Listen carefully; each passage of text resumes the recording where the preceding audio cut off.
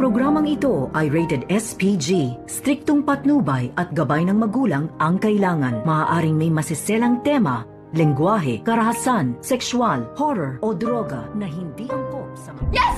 I was there! Pero kaya naman ako nandun kasi naghahanap din ako ng clues para matulungan si Lolo.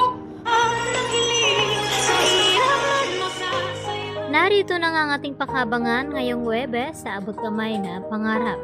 Nang makumpirma nga dito ni Giselle at RJ itong sapatos ni Zoe ay sakto naman ang pagdating dito ni Zoe at nagtanong ito sa kanila na kung bakit hanap at hawak daw nila ang sapatos nito. At dito naman na sinabi agad ni Giselle dito kay Zoe na siya daw ang dahilan at kung bakit pinakidnap niya itong kanyang lolo Pepe at nagawa niyang maihulog ito sa bangin. At syempre ang ginawa naman dito ni Zoe ay todo tanggi sa mga paratang na ibinabato nga ni Giselle sa kanya. At maya-maya nga dito rin na inamin ni Zoe sa kanila na oo, I was there.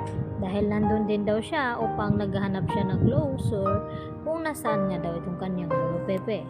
At hindi daw niya alam na kung paano natanggal sa kanyang sapatos ang ganong disenyo.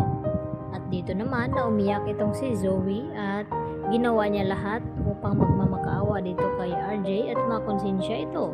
At dito rin na sinabi ni Zoe na nagpapakita daw at nagpaparamdam sa kanya itong si Don Pepe upang ipahatid sa kanya na kinakailangan daw siya nito. At hanggang sa pag-iyak naman ang ginagawa dito ni Giselle dahil tila nagigilty nga ito sa ginawa niyang pambibintang dito kay Zoe dahil sa paawa effects ni Zoe dito sa kanila na sana raw magkapalit sila ni Don Pepe at siya na lamang ang nandun sa ICU at mawala at makumatos. At awang-awa naman ang kanyang ama na si RJ dito nga kay Zoe. Samantala, ipinaalam naman agad ni Giselle at RJ dito kay Annalyn Santos ang tungkol sa nakita nilang sapatos dito kay Zoe.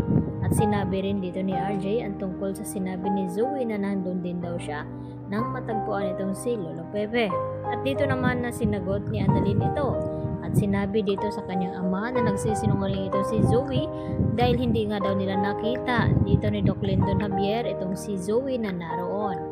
Dahil tanging dalawa lamang, si Lyndon at itong si Annalyn, ang nandoon nang matagpuan nga itong si Lolo Pepe.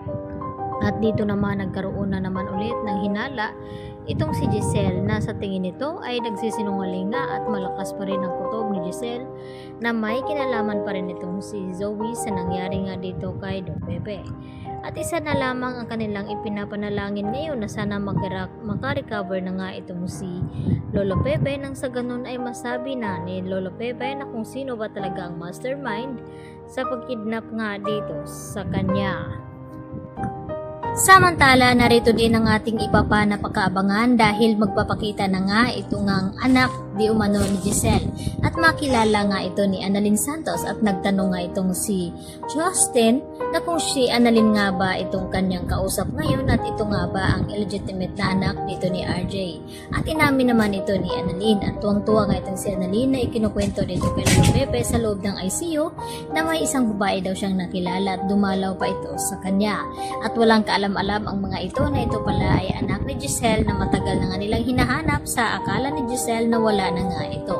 Kaya yan naman ang ating pagkatutukan mga idol at mga kapuso kung ano nga ba ang papel ni Giselle at dito sa kanyang anak na si Jocelyn. At malalaman na nga natin kung bakit nagpapakita ngayon itong anak ni Giselle na inakala nga ni Giselle na wala na nga ito. Yan po ang aking karagdagang latest update at marami pong salamat sa inyong pananatiling panonood dito sa aking munting channel at huwag niyo po sanang kalimutan i-like at i-subscribe ang channel na ito. Hanggang sa muli mga kapuso, bye-bye!